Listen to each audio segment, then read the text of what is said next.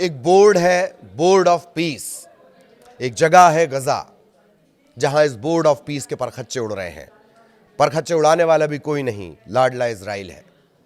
लकड़ी बीनने गए बच्चों पर इजराइल ने हमला बोला है। तर्क क्या दिया गया है कि ऐसा लग रहा था फोर्स को कि खतरा है, बच्चों से खतरा। इधर नेतन्याहू के पास यूएस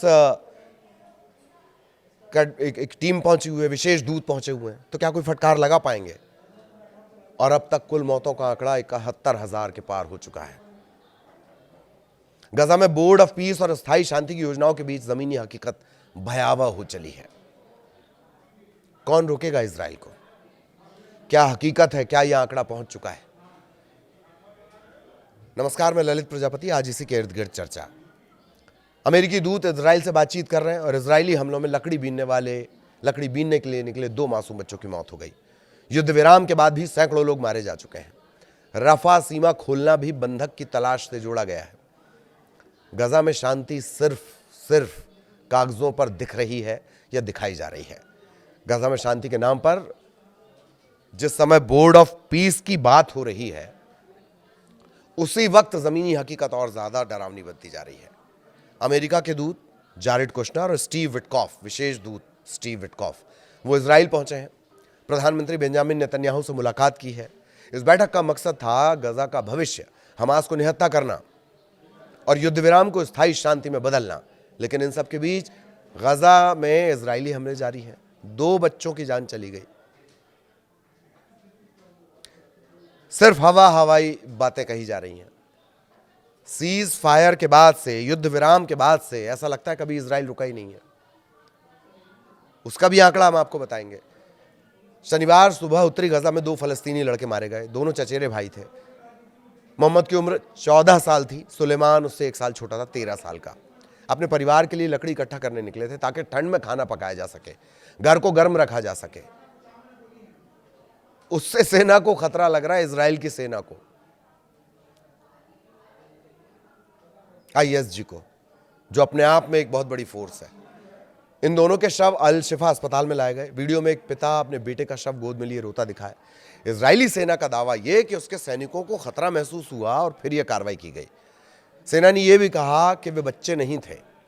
परिवार ने इस दावे को झूठा बताया। बच्चों के चाचा ने कहा कि वो येलो लाइन से काफी दूर थे, येलो लाइन जो लिमिट तय हुई है, और अस्पताल के पास थे। उन्होंने ये भी कहा कि मासूम बच्चे थे जिन्हें मार दिया गया। ये पहली बार नहीं है।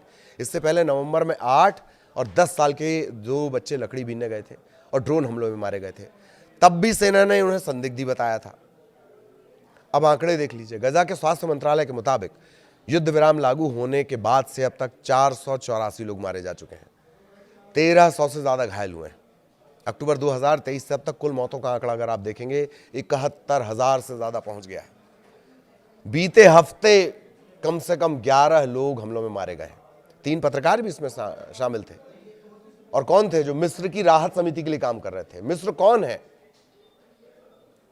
जो बार बार युद्ध विराम में एज अ मीडिएटर काम कर रहा है। संयुक्त राष्ट्र के मानवाधिकार कार्यालय ने कहा है कि यह युद्ध विराम के बाद भी जारी हिंसा का पैटर्न दिखाता है। अब तक इजरायली हमलों में 292 पत्रकार मारे जा चुके हैं। 292 पत्रकार, कुल अगर पत्रकारों की संख्या देख ली जाए।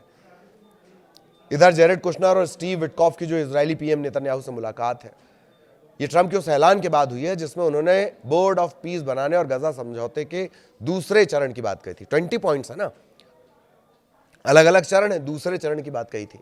इस बैठक में व्हाइट हाउस के वरिष्ठ सलाहकार जोश ग्रीनबाम भी मौजूद थे। अमेरिकी अधिकारियों के मुताबिक बातचीत का फोकस ये था कि हमास को कैसे निहत्था किया जाए और युद्ध विराम को लंबी शांति में कैसे बदला जाए। युद्ध विराम तो हुआ ही नहीं है। रिपोर्ट के मुताबिक कुशनर ने नेतन्याहू को राफा से शुरू होने वाले गजा पुनर्निर्माण प्लान की एक रूपरेखा दी है। राफा को भी हम बताएंगे।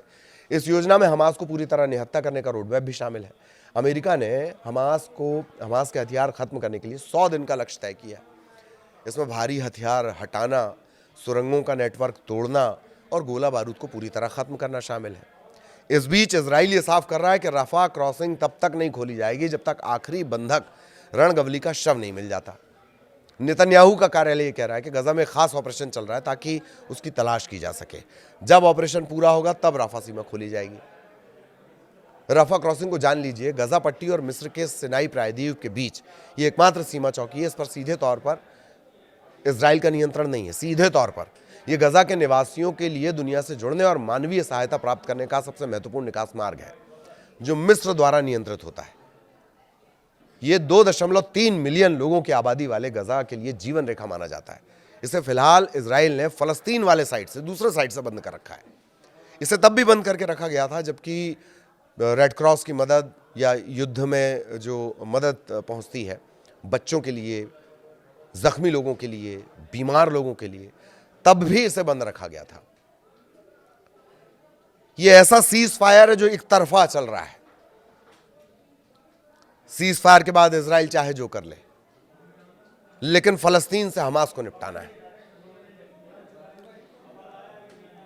आखिरी बंधक के शव की जानकारी के बावजूद इजराइल का कहना है कि इसे खोला जाएगा, लेकिन भारी प्रतिबंध के साथ। इजरायली अधिकारियों द्वारा पूर्व जांच के बिना कोई भी गजा से बाहर या अंदर नहीं जा सकेगा। राफा के रास्ते सहायता पहुंचाने के संबंध में अमेरिकी अधिकारियों ने वहां का दौरा भी किया। कथित तौर पर इजराइल पर दबाव भी डाला गया है, कथित तौर पर ही डाला गया है, लेकिन कोई परिणाम निकलता नहीं दिख रहा है।